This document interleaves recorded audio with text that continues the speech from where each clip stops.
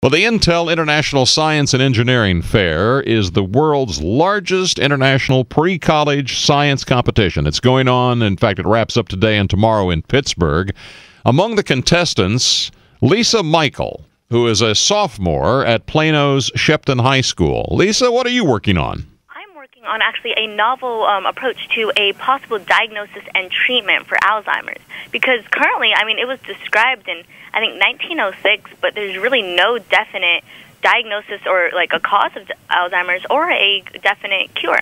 Now, the study or the work that was being done in Bethesda, as they were talking about it, they were focusing on amyloids and things like that. Well, amyloids are actually a major hallmark of Alzheimer's. Mm-hmm. But the problem with these amyloid plaques, it's like an accumulation of this protein which stops the neurons from passing signals, is that it's so far into the process of Alzheimer's, it's quite irreversible. So in my project, I actually tried to nip it in the bud in the very beginning through this GCLC gene. And what this gene does is it increases levels of this antioxidant called glutathione, and that's one of my proposed treatments for Alzheimer's. How did you get to this as your research project? Well, I've been doing research for a while, but it's been on longevity and aging. But recently, my grandfather was actually diagnosed with pre-Alzheimer's. Mm-hmm. And, all I knew about it was maybe some memory defects, and I didn't know much about it.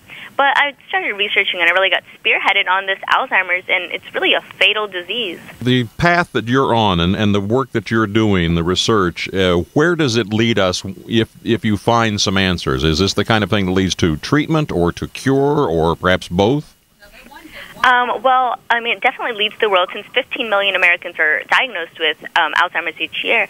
And what my project would enhance is, first of all, a diagnosis, because currently the diagnosis for Alzheimer's is simply a behavioral test.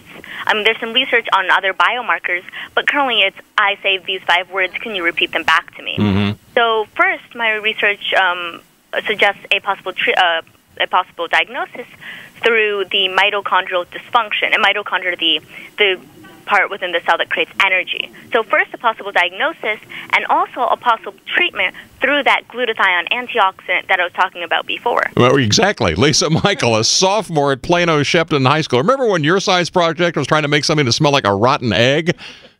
News Radio 1080 KRLD. Update from